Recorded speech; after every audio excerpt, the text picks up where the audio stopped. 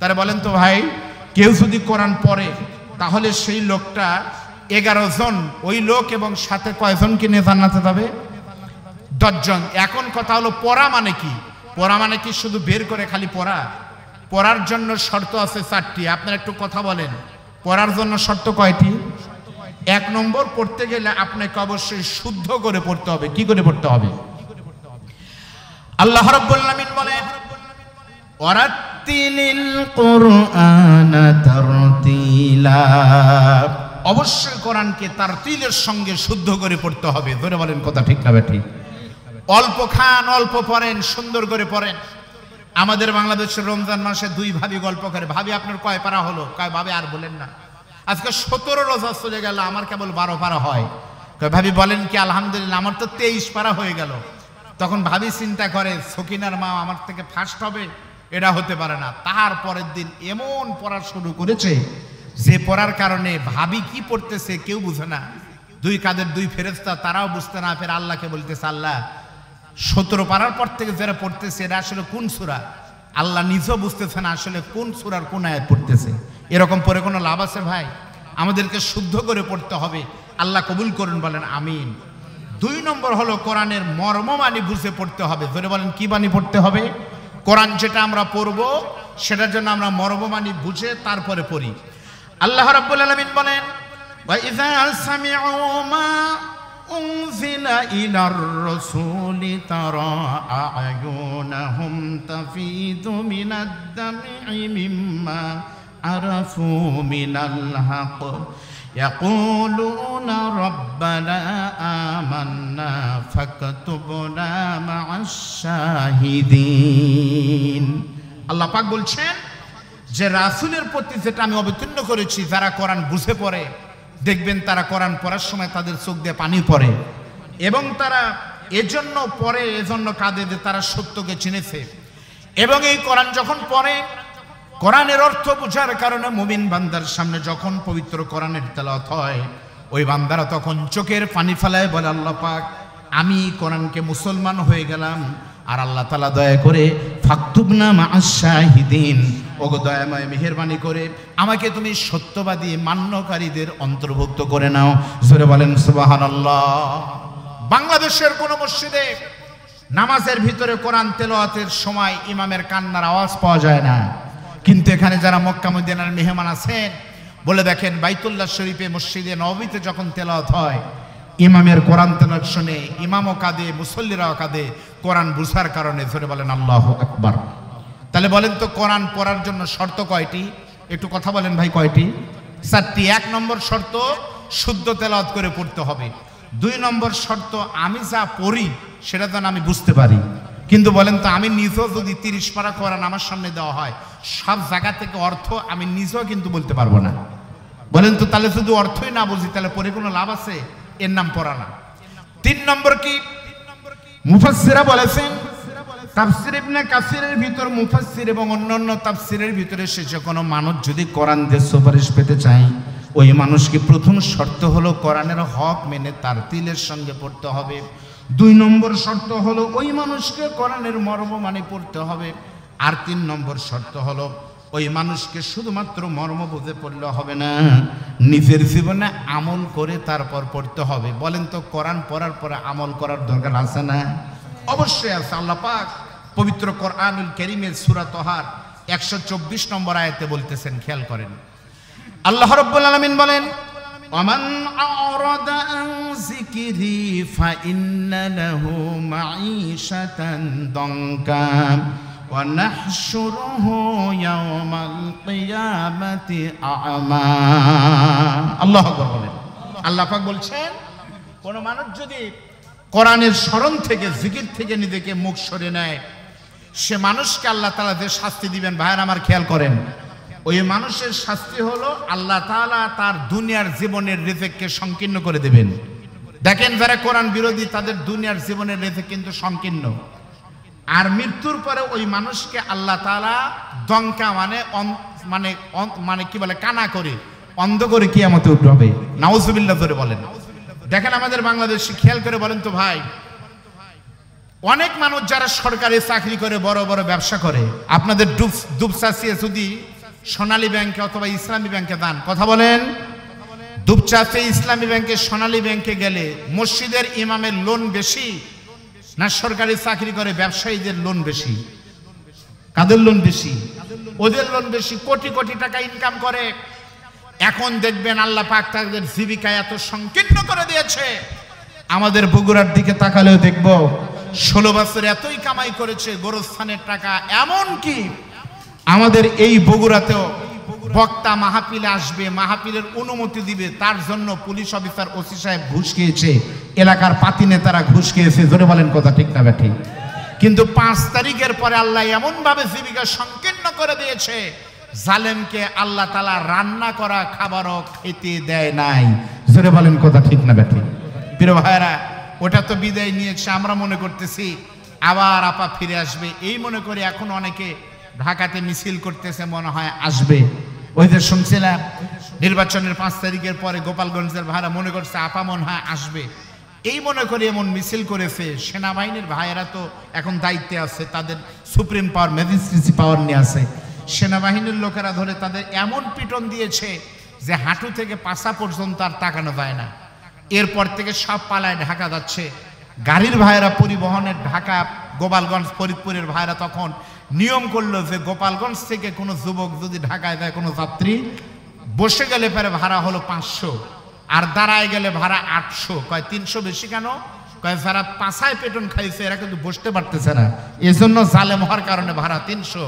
আমাদের বগুড়াতে যদি কেউ মনে করে আপা আবার আসবে অথবা বগুড়ার মাটি অমকের ঘাটি, এই স্লোগান 5 তারিখের আগে দেওয়া হতো।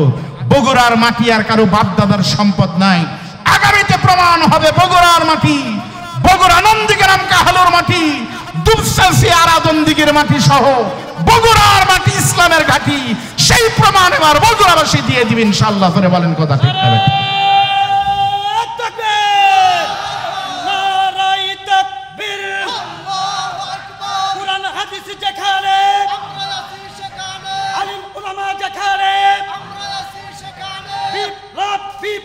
প্রিয় ভাইরা খেয়াল করেন, এই দঙ্কা শব্দের তাফসীর ইবনে কাসিরের ভিতরে রয়েছে। তাফসীরে মারুফুল কোরআন, তাফহিমুল কোরআনের ব্যাখ্যা আছে। দঙ্কা শব্দের অর্থ 4টি। এই কোরআন পড়া যাবে, এই কোরআন দিয়ে আপনি তদবির তাবিজও করতে পারবেন। পানি পড়েন, কোনো অসুবিধা নাই, নিষেধ আছে। পবিত্র কোরআনের সূরা ফাতিহা পড়ে ফু দিলে হাদিসে আছে রোগ ভালো হয়ে যায়। সুবহানাল্লাহ বলে। এই আমার ভাই হাফেজ মাওলানা দেলোয়ার হোসেন, আলহামদুলিল্লাহ আল্লাহ পাক তাকে সেই যোগ্যতা দিয়েছে, তদবির করে, অনেকের রোগ ভালো হয়। কোরআন দিয়ে তো নিষেধ নাই, পাশাপাশি পবিত্র কোরআন দিয়ে রাষ্ট্র চালাতে হবে। ধরে বলেন কথা ঠিক না ব্যাঠি? দঙ্কা শব্দের তাফসীর হলো কেউ যদি কোরআন থেকে মুখ ফিরায় নেয়। এই যে খেয়াল করেন, আমি চ্যালেঞ্জ দিলাম তার বিপদ 4টা হবে। 1 নম্বর হলো ওই লোকের সম্পদে বরকত থাকবে না, লিখে নেন। 2 নম্বর হলো মারা গেলে বেঈমান হয়ে মারা যাবে। 3 নম্বর সে দুনিয়াতে সম্পদ ভোগ করতে পারবে না। আর 4 নম্বর হলো দুনিয়াতে সর্বদা জিল্লতির জীবন যাপন করবে। কোরআন যারা বিরোধী তাদের বিপদ কয়টা হবে ধরে বলেন? আর কোরআনের পক্ষে থাকলে ওই লোকটা সারা জীবন সম্মানে হবে, মরার পরে জান্নাতে হবে। ধরে বলেন আল্লাহু আকবার। আবারও আপনারা মুখস্থ করেন, আমি ওয়াজ করব না, শুধু এই কথাটা বলবো। আমি একটা আয়াত ধরে দিয়ে দেই। কোরআন পড়ার জন্য শর্ত কয়টি? 1 নম্বর শুদ্ধ করে পড়া লাগবে। 2 নম্বর অর্থ মর্ম বুঝে পড়া লাগবে। 3 নম্বর নিজের জীবনে আমল করতে হবে। আর 4 নম্বরটার দায়িত্ব আপনাদের। খেয়াল করেন, আল্লাহ রাব্বুল আলামিন বলেন, আল্লাযীনা ইম্মাক্কান্নাহুম ফিল আরদি আকামুস সালাম ওয়া আতাউয যাকাতা ওয়া আমারু বিল মা'রুফি ওয়া নাহাউ আনিল মুনকার ওয়ালিল্লাহি আকিবাতুল উমুর। আল্লাহ রাব্বুল আলামিন সূরা হজরে 41 নম্বর আয়াতে বলেন, আল্লাযীনা ইম্মাক্কান্নাহুম ফিল আরদ। এই জনপদে কোনো ভালো মানুষ, ভালো রাজনৈতিক দল, ভালো দল যদি রাষ্ট্র ক্ষমতা নেয়, সে মানুষটা, সে দলটা গেলে ক্ষমতায় 4টা কাজ করবে। 1 নম্বর হলো নামাজ ভিত্তিক, নামাজ বাধ্যতামূলক করবে। 2 নম্বর মুসলমান ইসলাম ক্ষমতায় গেলে যাকাত ভিত্তিক অর্থ ব্যবস্থা চালু করবে। 3 নম্বর হলো নেতা নিজে আমল করবে, জনগণকে ভালো কাজ করতে হবে। আর 4 নম্বর নেতা নিজেও অন্যায় করবে না, জনগণকে করতে দিবে না। এই 4টা কাজ করবে। ধরে বলেন সুবহানাল্লাহ। এবার বলেন তো ভাই, কোন দেশের রাষ্ট্রভাবে কোন দেশে যদি 5 ওয়াক্ত নামাজ বাধ্যতামূলক হয়, ওই দেশে যদি যাকাত ভিত্তিক অর্থ ব্যবস্থা চালু হয়, নেতা নিজেও ভালো কাজ করে, জনগণকে করতে বলে, নেতা অন্যায় করে না, জনগণও করে না, তাহলে আপনারা বলেন তো দেশটা ভালো হবে না খারাপ হবে? জোরে বলেন। শুধু ভালো হবে? ওয়াজ করে কোনোদিন আমি চ্যালেঞ্জ দিলাম, এই 54 বছর বাংলাদেশের বয়স, ঠিক না? বলেন তো ভাই, 54 বছরে পীর সাহেব হুজুরদের দাওয়াতি কাজ কি বাংলাদেশে বন্ধ আছে? এমন কোনো পাড়া নাই যে পাড়ায় মাহফিল হয়নি। তারপরও কাজ হচ্ছে না কেন? কারণ আল্লাহ বলছে একরকম, আপনি কাজ করতেছেন আরেক রকম। আপনার জ্বর খাওয়া লাগতো না পা, আপনি ভুল করে খাইছেন ফ্লাজিল পায়খানা ভালো হরস। আল্লাহ বলছেন তা'মুরুনা বিল মারুফ, আলেমরা বলেন তা'মুরুনা আমরের সিগা, নির্দেশ করতে হবে, নামাজ পড়াই লাগবে, যাকাত দিতেই হবে, সৎ কাজ করতে হবে, অন্যায় করলে খবর আছে। বলেন তো কোনো বক্তার বাপের ক্ষমতা আছে? নামাজ পড়তে হবে, না পড়লে জোগাড় পাড়ার যুবকদের খবর আছে, এই ঘোষণা দিয়ে কেউ ভালোভাবে পিটন না খায় কোনো বক্তা বগুড়া ফিরে দিতে পারবে? তার মানে পীর সাহেবেরা বলে বাবারা নামাজ পড়েন, তাবলিগের ভাইরা বলতেছে ভাই দোস্ত বুজুর্গ আসার আগে আজরাইল, চলেন যাই কাকরাইল, যদি চাও বাঁচতে চলো যাই ঘাসতে। তাদের দাওয়াত 100% ভালো, কিন্তু হুকুম করার ক্ষমতা নাই। কিন্তু একমাত্র রাষ্ট্রীয়ভাবে যদি সংসদে রাষ্ট্র পাস হয়, আপনাদের এমপি নমিনি যদি যিনি যে দলেরই হোক, আমি নাম বলবো না, আপনাদের কাহালুর নন্দীগ্রামের এমপি নিজেই যদি জোগাড়পাড়া মসজিদে এসে নামাজ পড়ানোর যোগ্যতা রাখে, তার সাথের লোকেরা, চেয়ারম্যান, এমপি, এমনি মেম্বারেরা, এলাকার লোকেরা নামাজ পড়বে। এজন্য নেতা আগে ভালো হতে হবে। জোরে বলেন কথা ঠিক না ব্যাটি? রাষ্ট্রীয়ভাবে এটা পৃষ্ঠপোষকতা দ্বারা করতেছে, অন্যায় ফায়লাভ হয়ে যাচ্ছে। আমার যুবকদের নামাজের কথা কে বলবে? আজকে মিডিয়ার সুবাদে আমরা অনেক কিছু দেখি, কিন্তু সেগুলো চোখে পড়লে পারে আমাদের বিপদ হয়ে যায়। বাংলাদেশের যুবকদের যেন লাইনে না আসতে পারে, এরা আপনাদের এজন্য বিভিন্ন ধরনের সিনেমা, বিভিন্ন ধরনের ফেসবুকে বিভিন্ন কিছু নষ্ট করে দিচ্ছে। পর্দা নাই, চরিত্র নাই। আজকে দেখলাম বাংলাদেশের একটা 50 যুবতী মেয়ে, যুবতী বললে ভুল হয়, এখন বুড়ি হয়ে গেছে, নাম হলো লায়লা। এই লায়লার অত্যাচারে বাংলাদেশের যুবকেরা মজনু হওয়া শেষ। সেই লায়লা এর আগে দেখেছেন মামুন প্রিন্স নামক নামে একটা ছেলেকে নিয়ে, তার ছেলের বয়স, এটাকে নিয়ে কিছুদিন বিয়ে ছাড়া থাকলো, 2 বছর থেকে তখন পোষায়নি, তাকে ছেড়ে দিয়ে আজকে দেখলাম আবার বিয়ে হয়েছে 2 দিন আগে মেহেদি হাসান নামে আর এক টিকটকারের সাথে। আমি আশ্চর্য হলাম, এ কথা বাংলাদেশের কোনো মিডিয়া প্রশ্ন করতেছে না। বাংলাদেশের মানবাধিকার কর্মী শাহরিয়ার কবিরা আর হারপিক নিজুম মজুমদারের বাচ্চারা, এরা প্রশ্ন করতেছে না। কিন্তু এই ঘটনা যদি আলেমরা ঘটাতো তাহলে ঘটাতো। আলেমরা বউ নিয়ে রিসোর্টে গেলে, হোটেলে গেলে তাদেরকে গ্রেপ্তার করা আল্লামা মামুনুল হককে। আল্লাহ আলাদের মতো দুশ্চরিত্রা নেতাদের মতো দুশ্চরিত্র মানুষেরা এত কিছু করতেছে, তাদের কাছে কাবিননামা দেখা হয় না। এটা ইসলামের বিরুদ্ধে একটি সুস্পষ্ট আইন লঙ্ঘন এবং ইসলামের বিরুদ্ধে অবস্থান। জোরে বলেন কথা ঠিক না ব্যাটি? কেউ তো বলতেছে না বিয়ে ছাড়া আপনারা এতদিন ধরে থাকলেন, আপনারা কেমনে থাকলেন? কেউ কিন্তু এই প্রশ্ন করতেছে না। কিন্তু এই রাষ্ট্রে যদি কোরআনের আইন চালু হয়, আপনারা কি মনে করেছেন নেতারা কি অন্যায় করে আর পার পাবে? ভাই, বগুড়ার মমইনে সকালবেলা নাস্তা করতে লাগে 750 টাকা বুফে, যা খান খান, কি আর খাবেন? দুপুরে লাগে 1750 টাকা, রাতেও 1750 টাকা। কোন ইমামের বাপের ক্ষমতা আছে, জীবনে একবার খেতে পারে, বেতনি পায় 7000, 1700 দিয়ে একবেলা খালি জীবন চলে। ওখানে খায় কারা? ওখানে খাবে তারা যারা এর আগে 2-3 বার 5 বার বিভিন্ন রাস্তার টেন্ডার হয়ে টাকা তুলে নিয়ে রাস্তার কোনো কামই হয়নি, তারাই ওগুলোতে যেতে পারে। এজন্য বিশ্বাস করেন, মানুষের তৈরি করা মতবাদ দিয়ে আল্লাহর কসম 54 বছরের শান্তি হয়নি। কিয়ামত পর্যন্ত স্বামীর তৈরি, বাবার তৈরি, নানার তৈরি, চাচার তৈরি মতবাদ দিয়ে শান্তি আসতে পারে না। শান্তি আসবে তখন মানুষের তৈরি করা মতবাদ বঙ্গোপসাগরে ফালিয়ে দিয়ে আগামী নির্বাচনে কোরআনের শাসন যদি চালু হয় তখন। জোরে বলেন কথা ঠিক না? আমি চ্যালেঞ্জ দিয়ে বলতেছি, এই কাহালু আমার শ্বশুর বাড়ি, এই কাহালুই আমার কর্মজীবন। বামুজা মাদ্রাসার আমি আরবি প্রভাষক। আমি দায়িত্ব নিয়ে বলতেছি, আপনাদের কথা মনে রাখবেন, সব বক্তার থেকে আমি আপনাদের কাছের মানুষ। আফগানিস্তান যখন আমেরিকার শয়তানেরা বিদায় নিল, দেখেছেন আপনার আফগানিস্তানের অবস্থা। আফগানিস্তানে যখন ইমারত ইসলাম কায়েম হলো, তখন ফ্যাসিস্টেরা, আমেরিকার সৈন্যরা হেলিকপ্টার আর বিমানের সাথে ঝুলতে ঝুলতে বিদায় নিয়েছে। আপনার আফগানিস্তান সম্পর্কে জানেন, পাহাড়ি এলাকা, মরু এলাকা। আফগানিস্তানে পৃথিবীর সব থেকে দামি মদ, আফিম চাষ হতো, সব থেকে দামি, ইনফরমেশন নিয়ে যান, সব থেকে দামি মদ আফগানিস্তানে হতো। এক একটা মদের বোতলের দাম, আমি একবার মমিনের বারে ঢুকছিলাম, ওখানে আমাদের লোকজন আছে, একবার বললো হুজুর আপনাকে একবার দেখাবো বার কি, আমাকে মাস্ক পরে দিয়ে বারে নিয়ে গেল। বিশ্বাস করেন, একটা বোতল মদ এমন আছে 1 লক্ষ টাকা দাম। এই বগুড়াতে তারা খায়। কারা খায়? পৃথিবীর সব থেকে দামি মদগুলো আফগানিস্তানে আফিম তৈরি হতো। কোরআনের শাসন যখন চালু হলো, সরকার ক্ষমতায় এসে বলল যে 7 দিনের ভিতর আফগানিস্তানের সমস্ত আফিম ঘুরিয়ে দিতে হবে, পুরোয় দেওয়া লাগবে। সেই সময় আমেরিকা সহ সবাই বলল, আফগানিস্তান যদি মোল্লারা ক্ষমতা আসলো, টুপিওয়ালারা, এই আফিম হাজার হাজার কোটি টাকার সম্পদ যদি তারা নষ্ট করে, নিশ্চিত তারা আবার ভিক্ষা করবে 15 দিন পরে। কিন্তু আল্লাহর কি হুকুম, আল্লাহর কি কারিশমা, তারা আফিম চাষকে পুড়িয়ে দিল। কোটি কোটি টাকার মদ আর আফিম, তাজা গাছ আফিমগুলোকে পুড়িয়ে দিয়ে রাষ্ট্রীয়ভাবে তাদেরকে ডালিমের চারা, বেদেনার চারা দিয়ে দেওয়া হলো। বিশ্বাস করেন, ইনফরমেটিভ বক্তব্য মিডিয়ার বাইরে আছে, পৃথিবীর ইতিহাসে আফগানিস্তানে কোনোদিন এত ভালো ডালিমার, এত সুন্দর বেদেনা চাষ হয়নি।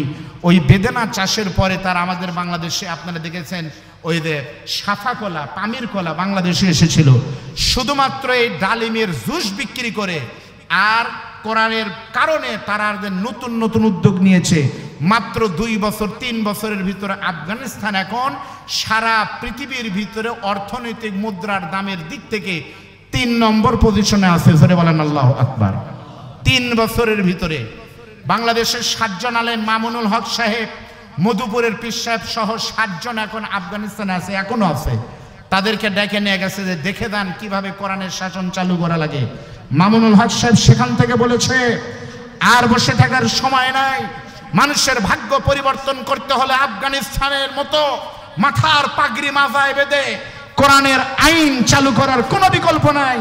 সেজন্য শহীদ আবু সাঈদের রক্তের কথা যদি আপনাদের মনে থাকে, বুকের ভিতর বইছে ঝড়, বুক পেতেছি গুলি কর, পানি লাগবে পানি বলে বীর মুগ্ধ যেভাবে রক্ত দিয়েছে, ওই রক্তের শপথ কসম করে বলি, আগামীর সরকার যেন হয়, যুব সমাজের প্রথম ভোট যেন হয় কোরআনের পক্ষে। সব আলেম আজকে এক হয়েছে, চরমনাই, পীর সাহেব, কওমি, আলিয়া, জামাত ইসলাম, আর ভেদাভেদের সুযোগ নাই। রাষ্ট্রীয়ভাবে কোরআনকে নিয়ে গিয়ে তারপরে কথা। আর আমরা নির্যাতিত হয়ে জালেমদেরকে আর রাষ্ট্রে বসে আমরা বাংলাদেশকে আর দুর্নীতিতে চ্যাম্পিয়ন করে আমাদের টাকায় মালয়েশিয়ায় বেগম পাড়ায় আমরা আর শয়তানদের থাকতে দেব না। কারা কারা এই প্রস্তাবে রাজি আছেন? 2 হাত তুলে আল্লাহকে দেখা।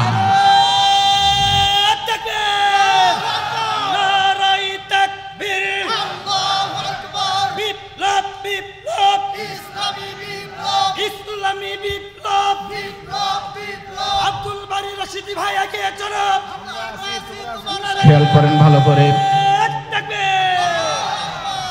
বিশ্বাস করেন, সত্যি বলতেছে আপনাদের, আমি বুঝাতে পারবো না, আমার যোগ্যতা নাই। আপনাদের দয়া, গত রমজান মাসে আল্লাহর রহমতে আমি 1 সপ্তাহ সফরে মালয়েশিয়া ছিলাম। মালয়েশিয়া গিয়ে দেখে এসেছে কোরআনের আইন চালু হলে শান্তি কেমনে হয়। এজন্য আপনাদের আমি শুধু একটা উদাহরণ দিব, কোরআনের আইন বাংলাদেশে যদি চালু হতো, কাহালু কেমনে চলতো, বীরগ্রাম, বীরকেদার ইউনিয়ন কেমনে চলতো, খেয়াল করেন। আমি আপনাদের সামনে এমন একজন মানুষের নাম বলবো, যে মানুষটা মাথায় টুপি দিয়ে অর্ধ পৃথিবীর শাসন করেছিলেন। তিনি হলেন আল্লাহর নবীর জান্নাতি সাহাবীদের ভিতরে 2 নম্বর সাহাবী, যার নামে প্রত্যেক জুমার দিন কিন্তু আমরা খুতবার ভিতরে শুনি। তিনি হলেন আমিরুল মুমিনিন, খলিফাতুল মুসলিমিন, নাম হলো ওমর। আপনারা হযরত ওমরের নাম শোনেননি? হযরত ওমরের নাম হলো ওয়া আশাদ্দুহুম ফি আমরিল্লাহি ওমর। হযরত ওমর ছিলেন বাতিলের আতঙ্ক, শয়তানদের জম। সুবহানাল্লাহ বলেন। হযরত ওমরের জীবনীতে আছে, আমার মনে আছে ছোটবেলায় দাদি নানি আমাদেরকে নিয়ে নানার বাড়িতে যখন যাইতাম, 12 খালার 47টা বাচ্চা একসাথে হলে বাড়ি মনে হচ্ছে কিয়ামত হয়ে যেত। তখন দাদি নানিরা আমাদের ভয় দেখাতে, কি বলতেছে, শোনো বাবা, এক গ্রামে একটা জিন ছিল, সেই জিন এই ছিল, দেও ছিল, এরকম কিচ্ছা কাহিনী বলে আমাদের ঘুম আসা দিত না। মদিনার সন্তানেরা যদি ঘুম না আসতো, তার মায়েরা বলতে, এই কি হয়েছে, ওমর যাচ্ছে, সব বাচ্চা চুপ হয়ে যেত। সুবহানাল্লাহ ধরে বলেন। সে আমিরুল মুমিনিন খলিফাতুল মুসলিমিন যখন অর্ধ পৃথিবীর খলিফা, আপনারা নিশ্চয় জানেন একদিনের ছোট্ট একটি হযরত ওমরের জীবনের ঘটনা। খলিফা ভালো হলে রাষ্ট্র কেমনে পরিবর্তন হয় খেয়াল করেন। হযরত ওমর একদিন সকালবেলা আস্তে করে ঘুম থেকে উঠে ফজরের নামাজের ইমামতি করার জন্য নববীতে যাচ্ছে। আল্লাহর নবী বলেছেন, এই পৃথিবীতে 3টি মসজিদের দাম অত্যন্ত বেশি, তার ভিতরে 1 নম্বর মসজিদের নাম হলো বাইতুল্লাহ শরীফ, খানায় কাবা। নবী বলেছে, কেউ যদি খানায় কাবায় গিয়ে বাইতুল্লাহকে সামনে নিয়ে 1 রাকাত নামাজ পড়তে পারে, 1 রাকাত নামাজ পড়ার ওসিলায় আল্লাহ তাআলা তার নামে আমলে রাকাতে রাকাতে লক্ষ রাকাত নামাজের নেকি দিয়ে দিবে। আর নববীতে মসজিদে নববীতে 1 রাকাত নামাজ পড়লে কত হাজার রাকাত নামাজের সওয়াব? 50। 2 রকম ব্যাখ্যা আছে, হাদিসে আছে, কিন্তু 1000ও আছে। 50,000 রাকাত নামাজের নেকিও হয়। সেই মসজিদে হযরত ওমর যখন বেলাল আযান দিয়েছে, আমিরুল মুমিনিন ওমর তখন নামাজ পড়ানোর জন্য যখন আস্তে করে রওনা দিচ্ছে, এমন সময় দেখতে পায় অন্ধকারের ভিতরে একটা যুবক রাস্তার ডান দিক থেকে বাম দিকে যায়, বাম দিক থেকে ডান দিকে যায়। মনে হচ্ছে লোকটাকে দেখে একটু মাতাল মাতাল মনে হয়। আপনারা বলেন তো ভাই, এরকম ঘটনা কি বাংলাদেশে হয় না? মাতলামি করতেছে, মাতলামি করে, এরকম বহু ঘটনা আছে। হযরত ওমর তখন চিন্তা করে, কে রে, আমি ওমরের শাসন আমলে কার বুকে এত সাহস? রাস্তা চলার কথা পশ্চিম দিকে, ডান দিক থেকে, আর চলতেছে বাম দিক থেকে। কে রে? পিছন থেকে হযরত ওমর ডাক দিছে এইভাবে, দেখেন, মান আনতা, তুমি কে? মা ইসমুকা, তোমার নাম কি? সঙ্গে সঙ্গে যুবকটা লাফ দিয়ে উঠে পিছনে তাকে বলতেছে, ইসমি আব্দুল্লাহ, আমার নাম আব্দুল্লাহ। হযরত ওমর সে দেখে, যেই ছেলে বলতেছে আমার নাম আব্দুল্লাহ, সে আর কেউ নয়, তিনি হলেন আমিরুল মুমিনিন হযরত ওমরের আপন কলিজার টুকরার ছোট সন্তান আবু শামা। ধরে বলেন আল্লাহু আকবার। নিজের ছেলেকে দেখলেন মদ্যপ অবস্থায় পাতনা মাতলামি করতেছে। আচ্ছা, ওই জায়গায় যদি আমাদের বাংলাদেশের কোনো নেতা হতো, তখন কি হতো? তখন বলতো যে, তোদের আগেই বলছি যা করবি রাতের অন্ধকারে, কিন্তু এইভাবে যদি তোরা চলিস, ভোটের আগ পর্যন্ত অন্তত ঘরের ভিতরে খা, তারপর বাহিরে আসিস, বলতো কিনা ধরে বলেন। হযরত ওমর তখন দেখলেন মদ্যপ অবস্থায়, এই কথা আমরা অনেকে জানি, কিন্তু মেসেজ ভুল। হযরত ওমরের ছেলে কিন্তু মদ পান করেননি, নাউজুবিল্লাহ। একটা খাবার আছে, যেই খাবার আপনার মদিনার কাঁচা খেজুর আর খেজুর, আঙুর ফল দুধের সাথে রেখে, আপনারা বলেন তো, আমাদের এলাকার ভাষা বলে বকনি খাওয়া। আপনারা কি বলেন? বকনি খান। এই বকনি যদি 2 দিন পর খান সেরকম লাগে, 7 দিন পর খালি টেঙ্গা লাগে, আর 1 মাস পর খালি কেঙ্কা কেঙ্কা লাগে। ধরে বলেন কথা ঠিক না বেঠিক? 1 মাস পর খেলে আপনি বইয়েক মা কবেন, বকরিকেও সালাম দিবেন, ভাই ভোট দেন আমাকে। 1 মাস পরে আপনাকে দেখেন। তো ওই রকম দুধের সাথে খেজুর মিশে রাখার কারণে এটা মদ হয়নি, কিন্তু এটা খেলে একটু নেশা জাতীয় কাজ করে, এটাই খেয়েছিল। অনেকে বলে মদ খেয়েছিল, কথা কিন্তু মিথ্যা কথা বলে দেখেন আলেমদের। আমিরুল মুমিনিন খলিফাতুল মুসলিমিন আমিরুল হযরত ওমরের কলিজার টুকরা সন্তান আবু শামা যখনই বলেছে অবস্থা, হযরত ওমরের দিক তাকিয়ে যখনই দেখেছে আমার বাবা বলতেছে, তুমি কি করেছো? আবু শামা তখন বাবার সামনে এসে কথা বলতে পারে না। হযরত ওমর তখন কোনো কথা না বলে একসাথে দৌড়ে গিয়ে কলার ধরে টানতে টানতে নববীতে নিয়ে গেছে।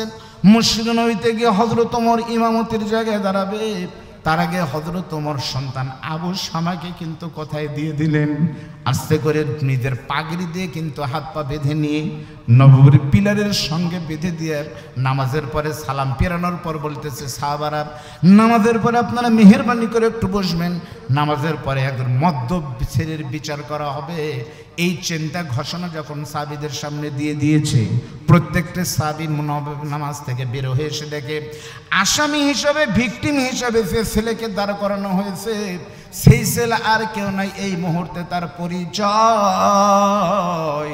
সে হলো অর্ধ পৃথিবীর খলিফা হযরত ওমরের কলিজার টুকরা সন্তান, হযরত ওমরের ছেলে। সাহাবারা তখন চিন্তা করতেছে, আর রক্ষা নাই, আজকে শেষ। হযরত ওমর তো ওই ব্যক্তির নাম যে ওমরের সামনে যেই রাস্তা দিয়ে ওমর হেঁটে যায় ওই রাস্তা দিয়ে নবীর হাদিস ইবলিস শয়তানও 40 দিন পর্যন্ত ভয়ে হাঁটে না। জোরে বলেন আল্লাহু আকবার। আলেম ওলামাদের বলে দেখেন, যেই দিন থেকে হযরত ওমর মুসলমান ওই দিন থেকে নারায়ে তাকবীর সারা পৃথিবীতে হয়ে গেছে। সুবহানাল্লাহ বলেন। অনেকে আমাদের বলে যে ভাই এই নারায়ে তাকবীর আল্লাহু আকবার এটা নাকি জামাত ইসলামের স্লোগান আর হেফাজত ইসলামের স্লোগান। এটা কিন্তু সত্যি তাদের কথা ঠিক। আমি তখন চিন্তা করলাম জয় বাংলার জন্ম কবে আমরা জানি, শহীদ জিয়ার জন্ম অমর হোক এর জন্ম কিন্তু আমরা জানি, পল্লীবন্দির শাহ জিন্দাবাদ এর খবর আমরা জানি। যখন থেকে জাতীয় পার্টি তখন থেকে স্লোগান শুনেরই তো স্বাভাবিক। কিন্তু নারায়ে তাকবীরের জন্ম কবে খুঁজতে খুঁজতে আমি পেয়েছি, আলেমরা জানেন তাফসীরের ভিতরে এসেছে আল্লাহর নবী একদিন গোপনে ইসলামের দাওয়াত দিচ্ছে দারে আরকামের ভিতরে ছাপা মারা পাহাড় আছে যে ছাপা পাহাড়ের উপরে দারে আরকামের বাড়িতে আল্লাহর নবী গিয়ে দিনের দাওয়াত দিচ্ছে। খেয়াল করে শুনবেন, মনোযোগ দেন। এমন সময় হযরত ওমর আমিরুল মুমিনিন, তখন ওমর হয়নি কিন্তু তখন ছিলেন কাফের। কি হয়েছে ভাই? ও লিল্লাহি তাকবীর। রাখেন, বক্তাই দেখবে কি কথায় কি হচ্ছে, অসুবিধা নেই। আলহামদুলিল্লাহ বলেন। আমরা দেখতেছি আজকের মাহফিলের সম্মানিত এই বাগানের মূল পরিচালক যিনি উপাধ্যক্ষ মাওলানা আজিজুর রহমান আতালাল্লাহু উমরাহু ওয়া বারাকাল্লাহু ফি হায়াতি। আলহামদুলিল্লাহ বলেন। আলহামদুলিল্লাহ আমার মুরব্বী, আমার ওস্তাদ এবং যাকে আমাকে ছেলের মতো সন্তান হিসাবে সব সময় তিনি আদর এবং স্নেহ করেন। আচ্ছা আপাতত এখানে বসো, বড় বক্তা এসে বাবদান আমার হিজরত করে ডানে মক্কা থেকে মদিনায় যাবেন, অসুবিধা নেই। খেয়াল করতেছেন আপনারা, আমার বাবজান যতবার মনে হয় মক্কা থেকে বাংলাদেশ থেকে মদিনায় গেছে, মক্কায় গেছে, আমার তো মনে হয় আমি মনে হয় অতবার বগুড়া থেকে ঢাকায় যাইনি। উনি আরো বড় সাক্ষী। ছাপা পাহাড়ের উপরে দাঁড়ে আরকামের বাড়িতে নবী আরাম ফরমাচ্ছেন। এমন সময় সাহাবীরা এসে বলতেছে ইয়া রাসূলুল্লাহ আজকে শেষ। কেন? বলতেছে ওমর আসতেছে খাত্তাবের ছেলে তরবারি নিয়ে, কে যেন খোঁজ দিছে যে মুহাম্মদ ওখানে শুয়ে আছে আপনাকে মারার জন্য। আমরা দেখেছি ইসলামী আন্দোলনের মিটিং হয়েছে বীরকাদার ইউনিয়নে, আর সেখানে কোরআনের তাফসীরকে জঙ্গি সন্ত্রাস বই হিসাবে থানায় নিয়ে গিয়ে নির্যাতন করা হয়েছে আলেমদেরকে। ফিরে বলেন কথা ঠিক না বেঠিক? আজকে কই সেই পাতি নেতারা? সেই দৃশ্যগুলো আমাদের মনে হলো অনেক ভাইরা বছরের পর বছর বাড়ি থাকতে পারে নাই। সেজন্য বলবো বছরের পর বছর বইয়ের কাছে থাকতে পারেন নাই, বাড়ি থাকতে পারেন নাই, আবার যদি মনে করেন আবার বউ ছাড়া হবো, আবার ফ্যাসিস্টের সুযোগ দিবেন, কিয়ামত পর্যন্ত এই সুযোগ আর আমরা দেব না। ফিরে বলেন কথা ঠিক না বেঠিক? দারার কামে নবী আরাম ফরমাচ্ছেন। আল্লাহ নবী তখন হযরত ওমরকে দেখে বললেন আসতে দাও, আসতে দাও। হযরত ওমর তখন কাফের, কিন্তু খেয়াল করেন আমার চোখের দিকে, বড় তরবারি না খালি দৌড়ে যাচ্ছে বাঘের মতো। আল্লাহ নবীকে পাইলেই ঘাড়ের উপরে কোপ দিবে। এমন সময় নবীর কি চেহারা, নবীর কি তাকানো, নবীর কি সুন্দর তাকানো। হযরত ওমরের দিকে আল্লাহ নবী যখন একবার শুধু তাকাইছে, কি হয়েছে বাবা, কি সমস্যা হচ্ছে? এই পাশে কি, এই পাশে কি মধু, এই পাশে কি আছে? আপনারা এখানে বসলে বুঝবেন, এখানে যা করবেন কিয়ামত পর্যন্ত এইভাবেই হবে। কারণ ভিডিও হচ্ছে, আপনি তো ঘুতা মারতেছেন, ঘুতা থাকেই যাবে। এজন্য যা হয় হোক ফেসা ধরে জীবের উপর কামড় লেগে বসে থাকেন, কথা কয়েন না। মিডিয়া আছে তো যা করবি কবে মুরব্বী খালি ভূত আছে বার, আপনার মানুষ কিন্তু মেলা গাইল পারবি, চুপ করে থাকেন। তখন হযরত ওমর যখন আসলেন, আল্লাহর নবী হযরত ওমরকে কাছে নিয়ে বিশাল বড় তরবারি, নবী আমার স্বনবী বসে গিয়ে হযরত ওমরের তরবারির হাতে শুধু হাত দিয়ে একবার বলেছে আল্লাহ, ওমরকে কি ইসলামের জন্য কবুল করা যায় না? হযরত ওমর নবীর চেহারার দিক তাকানোর পরে কি যে দেখলো, সাথে সাথে থরথর করে তরবারি পড়ে গেল। বলে ইয়া রাসূলুল্লাহ আমি এখনই মুসলমান হব। সুবহানাল্লাহ ধরে বলেন। নবী ওমরকে বুকের ভিতরে নিয়ে কালেমা পড়ায় দিলেন। এরপর বলতেছে হুজুর চলেন আমরা মিছিল করব। আল্লাহু আকবার বলেন। আল্লাহর নবী বলতেছে ওমর কেমনে মিছিল করব? ওই তো পাশেই তো আবু জেহেলের বাড়ি, সন্ত্রাসীরা আমাদেরকে আক্রমণ করবে। তখন বলি ইয়া রাসূলুল্লাহ আবু জেহেলের তো ক্ষমতা শক্তিতে ছিলাম আমি, আমার কারণে আবু জেহেল লাফাতো, আমি আপনার হয়ে গেলাম, ওর বাড়ানোর সাহস পায়। তার মানে প্রশাসন যেদিকে, আবু জেহেল সেদিকে। 5 তারিখে প্রশাসন সেনাবাহিনী গুলি করে নাই, আপারা বাংলাদেশও থাকতে পারে নাই। ধরে বলেন কথা ঠিক না বেঠিক? সুতরাং আবার বলবো পুলিশ অফিসারদের মিডিয়ার মাধ্যমে নতুন করে কোনো ফ্যাসিস্টের গোলামি আপনারা করবেন না। পুলিশের বেতন দেওয়া হয় ডক্টর ইউনূসের বাপের টাকায় না, এই টাকা দেওয়া হয় বাংলাদেশের গরিব মানুষের ধান বিক্রি করা ট্যাক্সের টাকা, আলু বিক্রি করা টাকা দিয়ে আপনার বেতন দেওয়া হয়। নতুন করে কারো হুকুমে মসজিদের ইমামকে গ্রেফতার করার দিন শেষ। মনে রাখবেন আপনি চাকর না, আপনি জনগণের বন্ধু। সুরে বলেন কথা ঠিক না বেঠিক? হযরত ওমর সামনে গেলেন, আল্লাহর নবীকে সামনে দিয়ে হযরত ওমর এই দিন তাকবীর দিলেন। আবু জেহেল প্রত্যেক দিনের মতো মারার জন্য বের হয়ে দেখে মুহাম্মাদের সামনে আবু জেহেল মানে ওমর, তখন আবু জেহেল চুপ হয়ে গেলেন। আমরাও চাই আগামীর যুবকেরা ওমরের ভূমিকায় পালন করবে, বাংলাদেশেও তাকবীর হবে ওই রকম। আল্লাহ যেন কবুল করেন, বলেন আমিন। পারবো তো ইনশাআল্লাহ, পারবো তো? নারায়ে তাকবীর, তাকবীর দিতে কোনো আপত্তি আছে? দেন তো একটু লিল্লাহি তাকবীর। আজকে আলেমদের বাগান, সভাপতি থেকে শুরু করে যে বক্তারা এসেছে সব আলেমদের ওস্তাদ। একটু জোরে দেন লিল্লাহি তাকবীর। অনেক লোক কে দিচ্ছে না দিচ্ছে বোঝা মুশকিল, বোঝা যাচ্ছে না। আচ্ছা বলেন তো, যাদের ভোট হয়েছে, এ যারা ভোটার তারা দেন তো, আর যাদের ছোট বাচ্চা ভোট হয়নি তারা পরে দিবে। ভোট যাদের আছে তারা দেন লিল্লাহি তাকবীর। আর ভাইরা যারা ভোটার হয়নি, ছোট কোসে আগামীর ভোটার যারা, তারা দাও তো লিল্লাহি তাকবীর। কি রে, ওরাও কম না তোরে। এবার সবাই মিলে একটু হাত টান করে তোলেন তো, সবাই একটু টান টান করেন। নারায়ে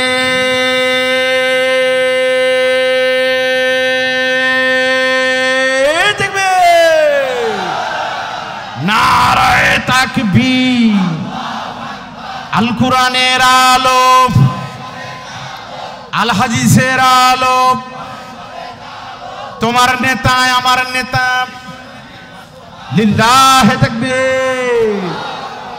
খেয়াল করে শুনবেন, আমিরুল মুমিনিন খলিফাতুল মুসলিমিন নামাজের পর বললেন আমার আবু শামার বিচার হবে। খেয়াল করেন, প্রত্যেকটি সাহাবী তখন আবু শামার চতুর্দিকে দাঁড়িয়ে গেছে। যেই মসজিদের ঘটনা আমার বাবা জিকে বলেন, সেই মসজিদে তো তার পদচারণা 2-1 মাস পর পর হয়। সেই নববীর কাছে গিয়ে হযরত ওমর বললেন আমার সন্তান এই মুহূর্তে মাতাল অবস্থায়, মদ্যপ অবস্থায় থাকার কারণে এর বিচার করা হবে। হযরত ওমর তখন জল্লাদকে ডাকতে বললেন, জল্লাদ কই?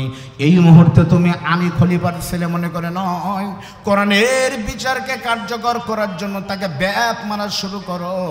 এইবার জল্লাদ চিন্তা করলেন এমন ভাবে মারবো যেন মার ঠিক মতো হয়, কিন্তু ছেলেটার জন্য জীবনে বাঁচে।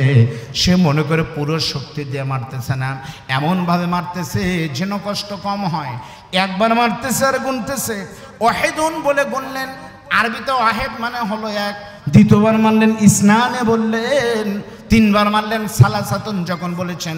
সঙ্গে সঙ্গে হযরত ওমর খেয়াল করে দেখলেন জল্লাদ তো মন থেকে মারতেছে না।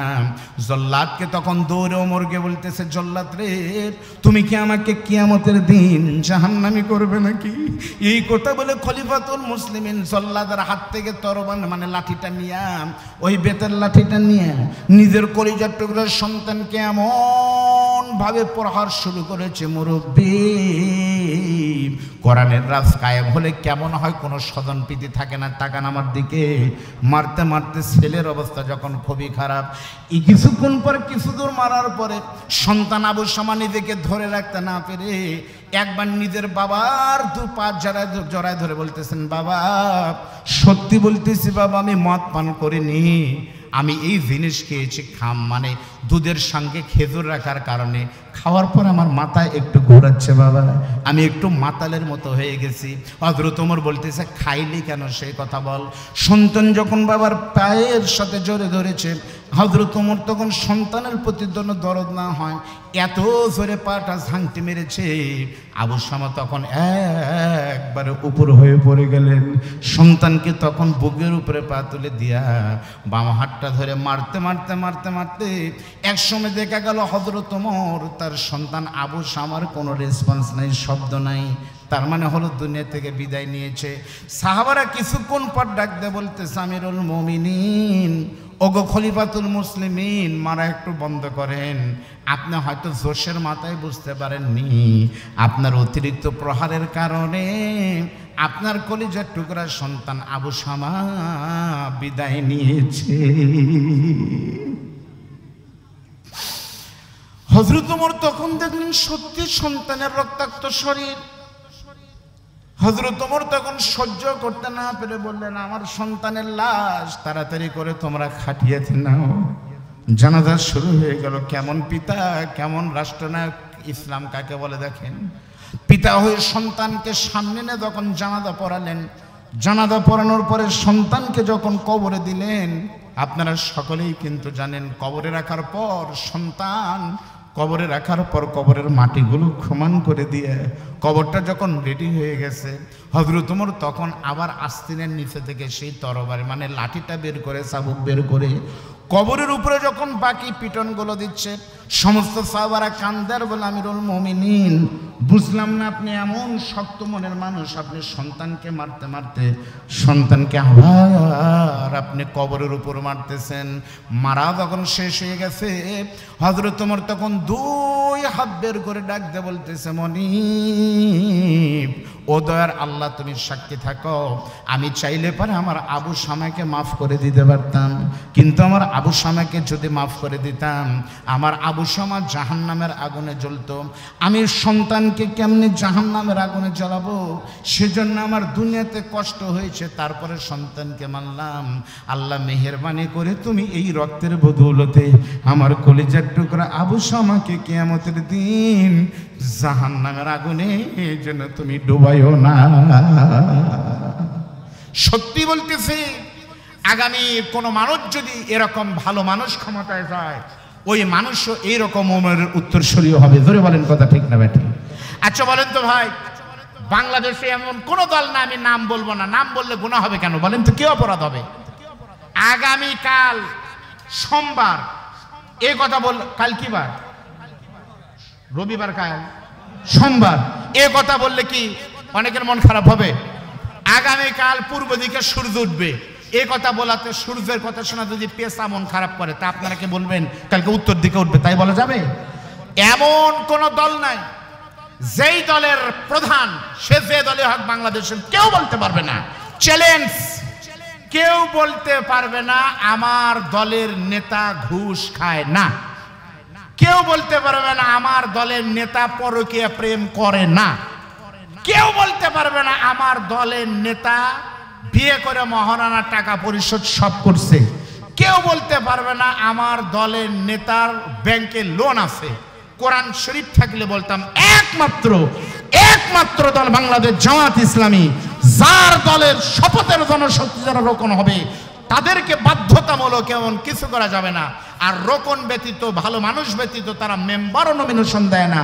এই মানুষগুলো যদি ক্ষমতায় আসে, অবশ্যই বলতেছে আগামীর দিন কোরআনের দিন বাংলাদেশে অবশ্যই কোরআনের রাজ কায়েম হবে, কোনো সন্দেহ নাই। ধরে বলেন কথা ঠিক না বেঠিক?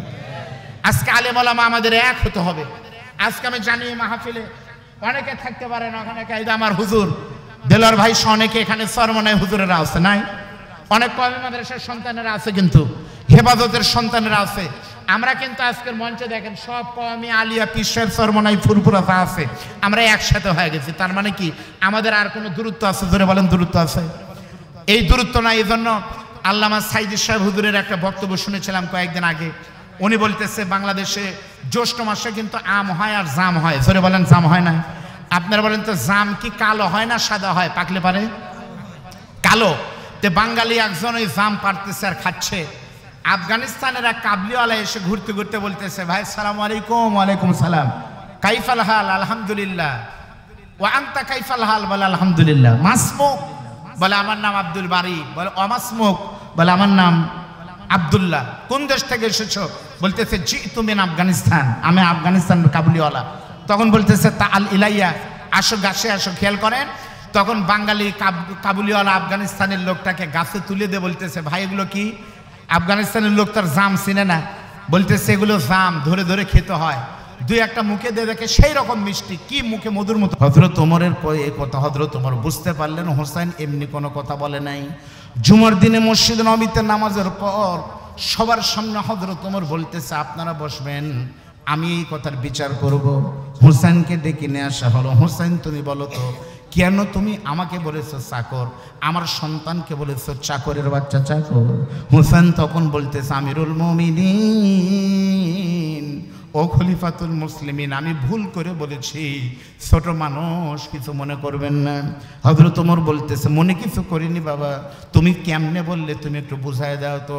ছোট হোসেন আলীর ছেলে, শুধু আলী না, নবী বলেছেন আমি হলাম জ্ঞানের শহর, আর সেই শহরের দরজার নাম আলী।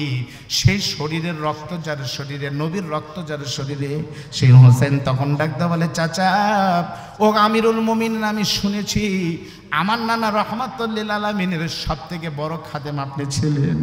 আমার নানা মসজিদে ঢুকলে নানার জুতা আপনি আগাই দিতেন, নানা আমার পানি খেতে চাইলে পানি এনে আপনি দিতেন, আমার নানা উজু করতে চাইলে পানি এনে আপনি আগাই দিতেন সবার আগে। কথা কি সত্য না মিথ্যা? বলে হ্যাঁ সত্য। তাহলে আমিরুল মুমিনিন আপনি যদি আমার নানার চাকর হন, তাহলে আপনার ছেলে কি চাকরের বাচ্চা, চাকর না? এ কথা যখন বলেছে, হযরত ওমর তখন বলতেছে, সাহাবীরা রে, তোমরা সাক্ষী থাকো, আমার বিচার হয়ে গেছে, সত্যি আমি তো চাকর, আর কারণ আমার সন্তান হলো চাকরের বাচ্চা, চাকর।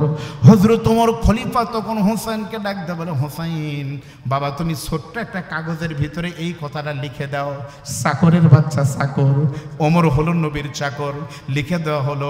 খলিফাতুল মুসলিমিন তখন ওসিয়ত করলেন, রে সাহাবারা, আমি ওমর যেদিন দুনিয়া থেকে বিদায় নিব, আমার কাফনের কাপড়ের ভিতরে তোমরা এই ছোট্ট কুপনটা দিয়ে দিও, গোলামের বাচ্চা চাকরের বাচ্চা চাকর।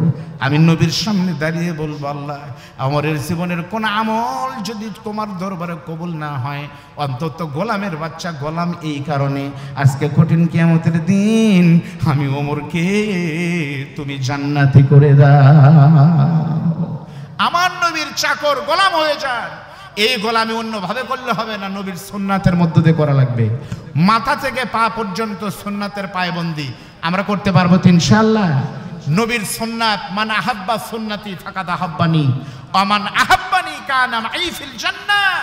নবী বলেন, যারা আমার সুন্নাত মানে আমাকেই মানে, আর যারা আমাকে মানে কিয়ামতের দিন আমি তার সাথে একসাথে জান্নাতে থাকবো। ও দুবসাসিয়া কাহালুর যুবক ভাইরা, যারা মনে করেন প্যান্ট শার্ট না পরলে পারে স্মার্টনেস শেষ,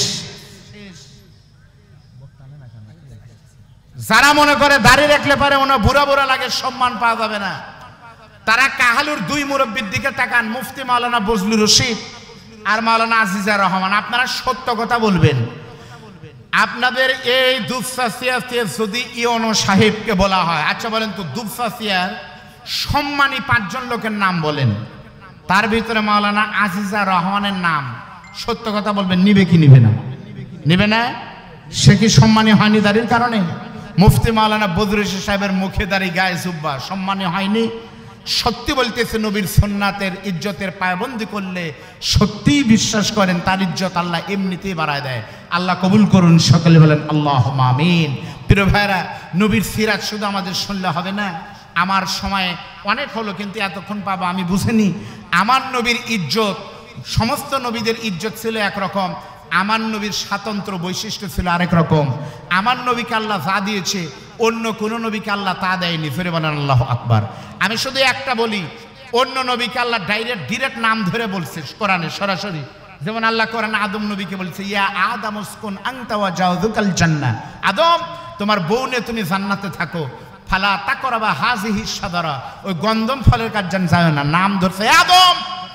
মুসা নবীকে আল্লাহ ডাক দিয়ে বলছে, ওমা তিলকা বিয়ামিনিকা ইয়া মুসা, তোমার হাতে কি মুসা? তার মানে প্রত্যেকটি নবীকে আল্লাহ সরাসরি আদম, ইব্রাহিম, নূহ, মুসা নাম ধরে ডেকেছে। একমাত্র আমাদের নবী, প্রিয় নবী, আমাদের নেতা, আল্লাহ কোরআনে কথা ইয়া মুহাম্মদ এই শব্দ বলেন নাই, বরং আল্লাহ ইয়া আইয়ুহান নবী, ইয়া আইয়ুহার রাসূল, ইয়াসিন, ইয়া আইয়ুহাল মুজাম্মিল, ইয়া আইয়ুহাল মুদ্দাসসির সম্মান করে বলেছেন, নাম ধরে বলেননি। জোরে বলেন আল্লাহু আকবার। আমার নবী তো সাধারণ নবী না রে ভাই। আমার নবীর দ্বিতীয় নম্বর বৈশিষ্ট্য হলো, কোন নবীকে আল্লাহ তাআলা এত সম্মান দেয়নি, একমাত্র সম্মান দিয়েছিলেন সুলাইমান নবীকে। আপনারা জানেন না, সুলাইমান নবীর সমস্ত পশু পাখির প্রাণীর ভাষা বুঝতেন। সুলাইমান নবী কিন্তু সিংহাসনে আরোহণ করতেন, সিংহাসন কিন্তু হাওয়ার উপরে তেল ছাড়া, মোবিল ছাড়া, গ্যাস ছাড়া কিন্তু ঘুরতো। আপনারা যারা বুদ্ধি আছে তারা বলেন তো, সুলাইমান নবীর যে সিংহাসন বলেন তো, এই সিংহাসনকে আকাশের উপরে দিয়ে যাইতো না নিচে দিয়ে যাইতো? জোরে বলেন। সুলাইমান নবীর সিংহাসন আসমানের নিচে এদিক থেকে এদিক যেত। আর আমার নবী একমাত্র 1,24,000 পয়গম্বরের ভিতরে সুপার পাওয়ার নবী, যে নবীকে আল্লাহ তাআলা আসমানের নিচে ঘোরান নাই। আমার নবীকে আল্লাহ তাআলা ডাক দিয়ে তার বাড়িতে নিয়ে গিয়ে ঐশী মেহমান করেছে, যা পৃথিবীর কোনো নবীকে করেননি। একটু জবান খুলে বলেন আল্লাহু আকবার। আমার নবীর আরেকটি বৈশিষ্ট্য ছিল, বলেন তো আপনারা ঘুমালে ওযু চায় না? চায় না? তাহলে জুমার দিনে যারা পিলারের সাথে ঘুমান তারা কারা কারা একটু হাত তোলেন তো। তাদের যায় না? যায়।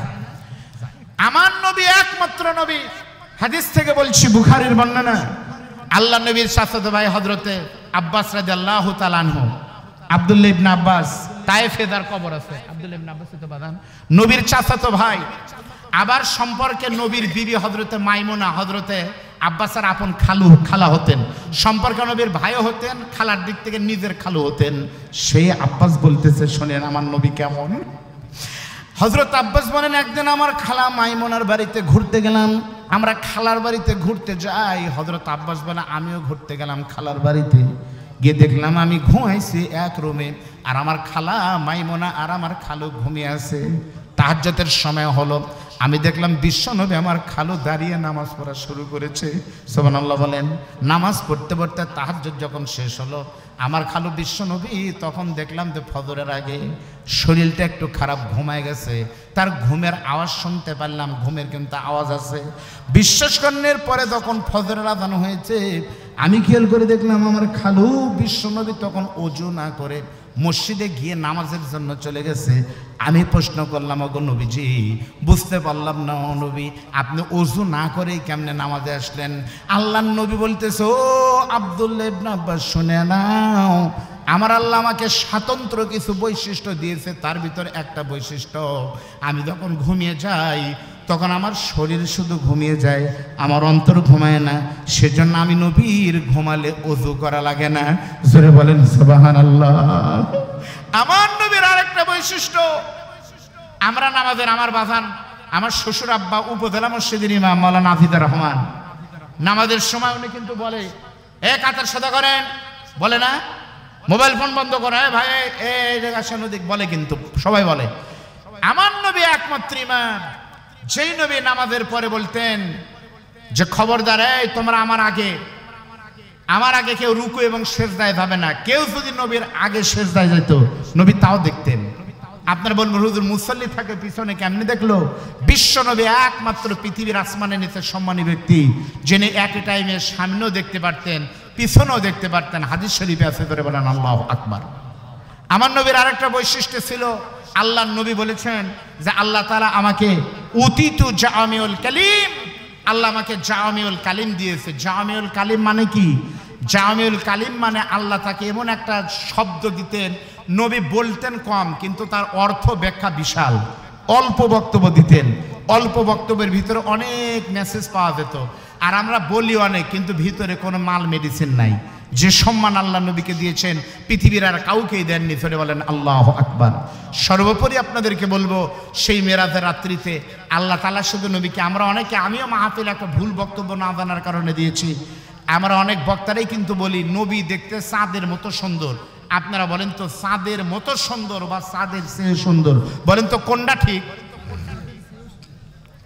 চাঁদের চেয়ে সুন্দর, এটা সত্যি ঠিক, কারণ চাঁদের থেকে সুন্দর কোনো জিনিস নাই। কিন্তু এটাও মিথ্যা কথা। কারণ শামাইলে তিরমিজির ভিতর পড়ে দেখেন, নবীর একজন সাহাবী বলেন, হযরত জাবের ইবনে সামুরা রাদিয়াল্লাহু তাআলা আনহু হাদিস বলতেছি, উনি বলেন, একদিন পূর্ণিমার চাঁদের রাতে আমি জাবের ইবনে সামুরা বাড়ি থেকে বের হলাম। আপনাদের দয়া, আল্লাহ আমাকে 2 বারে মদিনায় কবুল করেছে। দেখেছি মদিনার যে সুন্দর পরিবেশ, মক্কার থেকে মদিনা এমনি ভাল লাগে। কি যে ভাল লাগে, কি কারণে তা জানি না, তবে ভাল লাগে। মদিনার খেজুর বাগান, মদিনার আবহাওয়া এমনিতে সুন্দর। জাবের ইবনে সামুরা বলে, হাদিস শুনেন এদিকে। জাবের ইবনে সামুরা বলেন, একদিন পূর্ণিমার চাঁদের রাতে আমি জাবের ইবনে সামুরা ঘর থেকে বের হলাম। রাতের বেলায় বের হয়ে দেখি মদিনার পাশ দিয়ে, নববীর পাশ দিয়ে একটা মানুষ হেঁটে যাচ্ছে। দূর থেকে মনে হচ্ছে পূর্ণিমার চাঁদ যেন হেঁটে যাচ্ছে। আমি তখন চিন্তা করলাম, এই লোকটাকে, সামনে গিয়ে দেখি, কাছে গিয়ে দেখি এই লোকটা আমার প্রিয় নবী। তখন আমি জাবের একবার তাকালাম আকাশের চাঁদের দিকে, আর একবার তাকাই নবীর দিকে, আর একবার দেখি নবীর দিকে, আরেকবার তাকাই চাঁদের দিকে, কোনটা বেশি সুন্দর। তাকাতে তাকাতে এক পর্যায়ে আমি নিজের চোখে দেখেছি ফালা হুয়া ইংদি আহসানু মিনাল কমার, আমার কাছে মনে হয়েছে আকাশের পূর্ণিমার চাঁদের থেকেও আমাদের নবী অনেক সুন্দর।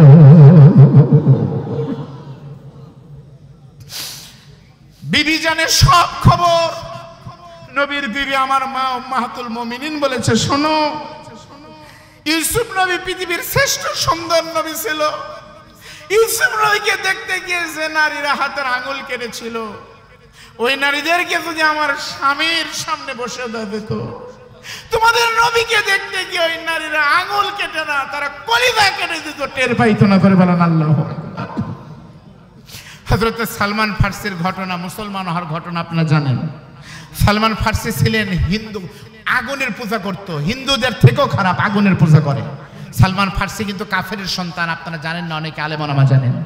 তো সালমান ফার্সি একদিন দেখে খ্রিস্টানেরা নামাজ পড়তেছে, তখন খ্রিস্টান ধর্মই শ্রেষ্ঠ ধর্ম ছিল ইসলাম আসার আগে।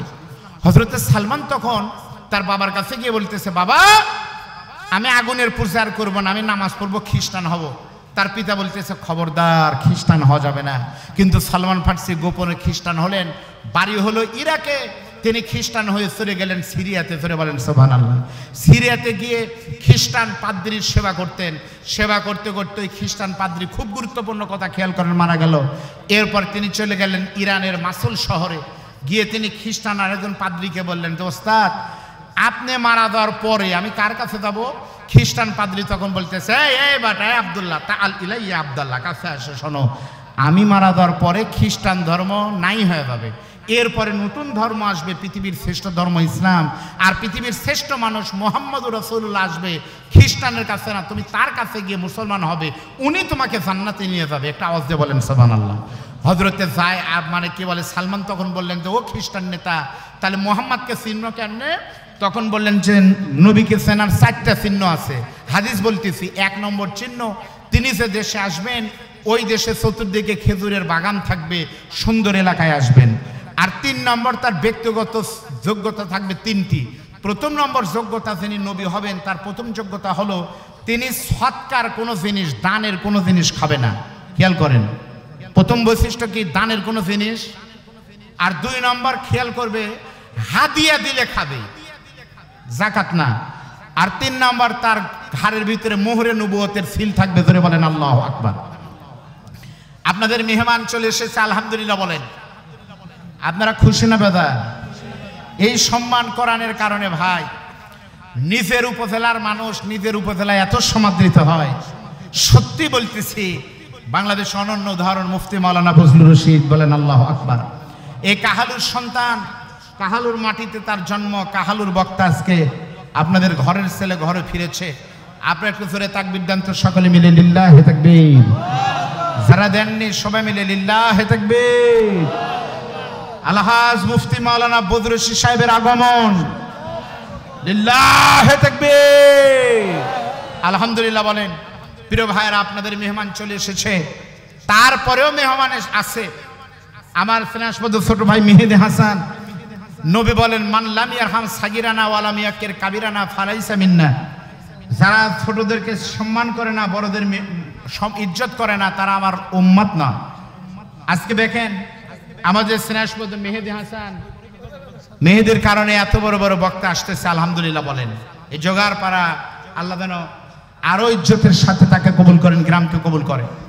মেহেদি হুজুরকে বলেছে যে, চাচা আপনাকে প্রধান বক্তা করি। উনি বলেছেন, না, কাহালু আমার বাড়ি, কাহালু আমার বাড়ি না। মাওলানা আজিজুর রহমান যতই বড় বক্তা হোক, কিন্তু কাহালু বক্তা, কাহালু তার বাড়ি আরো বাড়ি। উনি বলেছেন, না, আব্দুল খালিক শরীয়তপুরি ভাই আমার বাড়িতে আসতেছে। এই সম্মান দেওয়ার কারণে যে যত বিনয় হয়, আল্লাহ তার ইজ্জত তত বাড়ায় দেয়। ধরে বলেন আল্লাহু আকবার। আর আমাদের মতো অনেক বক্তা আছে, বলে অমুককে কেন নিছেন জানেন না, তার থেকে আমার কামেল 2 বার বেশি করা আছে, তার থেকে শিক্ষিত আমি কম, ওনার সাথে মজ করব না। প্রিয় ভাইয়ের, আসেন আজকে সবাই মিলে আমরা শিখি। আল্লাহ তাআলা আমাদের আজকের এই প্রোগ্রামকে কবুল করুন। মিডিয়ার ভাইয়ের সময় আমি শেষ করতেছি, 1 মিনিট।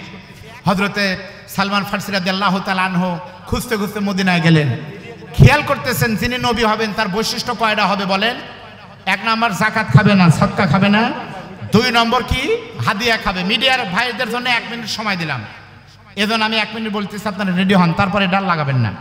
3 নম্বর হলো তার ঘাড়ের ভিতরে মোহরে নবুয়তের সিল মারা থাকবে, গোশতের ভিতরে। সুবহানাল্লাহ বলেন। হযরতে সালমান ফার্সি নবী পরীক্ষা করার জন্য গেলেন কিছু খেজুর নিয়ে, মদিনার খেজুর নিয়ে বলতেছে, ও মুহাম্মদ, আমি আপনার জন্য সৎকার খেজুর এনেছি, একটু খান। আল্লাহ নবী তখন পরীক্ষা করতেছে, বলতেছে আমি খাবো না, সাহাবীদের দিয়ে দাও। তখন উনি বুঝলেন ইনি তাহলে 1 নম্বরে পাস।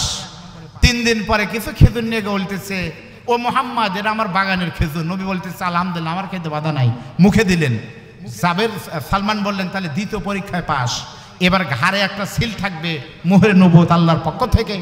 আল্লাহর নবী একদিন পোশাক পরে এসেছেন, 2টা চাদর, পরনে একটা চাদর, গায়ে একটা চাদর। হাদিসে আছে আল্লাহর নবী ওই দিন একটা সাহাবী মারা গিয়েছেন, জান্নাতুল বাকিতে তার কবর দেওয়া হবে, পাশেই তো নববীর পাশে। তখন সালমান চিন্তা করছে আজকে চাদর গায়ে দিয়ে নবী এসে, আজ দেখবো পিছনে ওই সিল আছে কিনা। আল্লাহর নবীর পিছনে গিয়ে খালি হাঁটতেছে, নবী তাকে দেখানোর জন্য চাদরটা দেখেন আমার দিকে। বিশ্ব নবী খেয়াল করছে ছেলেটা এই জন্যই ঘুরতেছে। নবী তো জানেন, নবী আমার আস্তে করে চাদরটা যখন নামায় দিয়েছে, হযরতে সালমান ফার্সি পিছন থেকে দেখে বিশ্ব নবীর সুন্দর চেহারার ভিতরে 2 কাঁধের মাঝখানে কবুতরের ডিমের মতো একটা নূর চমকাচ্ছে আল্লাহর পক্ষ থেকে। ওই নূরের নামে হলো মোহরে নবুয়ত। জোরে বলেন আল্লাহু আকবার। সালমান ফার্সি এই দৃশ্য দেখে নিজেকে আর কন্ট্রোল করতে পারলেন না, এক দৌড়ে নবীকে বুকের ভিতরে নিয়ে কপালে চুমে দিয়ে বলি, ইয়া রাসূলুল্লাহ, আমি আসলে সাধারণ মানুষ না, আমি ছিলাম আগুনের পূজা করতাম, সেখান থেকে খ্রিস্টান হই, ইরাক থেকে শুধু ভালো ধর্মের সন্ধানে গিয়েছি মিশরে, সিরিয়াতে, সেখান থেকে ইরানে, সেখান থেকে মদিনায় এসে আপনাকে খুঁজে পেয়েছি, আপনি আমাকে মুসলমান বানায় দেন। তিনি হলেন সেই সালমান ফার্সি যার পরামর্শে আপনারা জানেন সেই 4 দিকে মদিনার 4 দিকে পরীক্ষা খনন করা হয়েছিল। ভাই আমার পরীক্ষিত প্রমাণিত আমার নবী পৃথিবীর শ্রেষ্ঠ মানুষ। সুতরাং ও বীর কেদারের ভাইরা, কোন নেতার পিছনে স্লোগান দেন, কোন নেতার পিছনে পোস্টার মারবেন? সেই নবী নাই, সাহাবী নাই, তাবী নাই, তাবেই নাই, সেই আল্লাহর কোরআন হাদিস আর নবীর উত্তরসূরি আলেমরা রয়েছে। এক কথায় হলো আলেমরা যেখানে আমরা থাকবো সেখানে, মসজিদ থেকে রাষ্ট্রভবন পর্যন্ত আমাদের পথ চলা যেন আলেমের সাথে হয়। বলেন আল্লাহু আকবার। জোরে বলে গেলাম, আলেম ছাড়া জাহেলের সাথে আপনারা গেলে যাবেন, আমি জান্নাতও থাকতে চাই না। কেন? কারণ আলেমদের ছাড়া অন্য কোনো মানুষের জান্নাত, এটা সাদ্দাতে জান্নাত হবে, আসল জান্নাত হবে না। সেজন্য আলেম ওলামা যেখানে, আল্লাহ কবুল করুন, বলেন আমিন। আসসালামু আলাইকুম ওয়া রাহমাতুল্লাহি ওয়া বারাকাতুহু।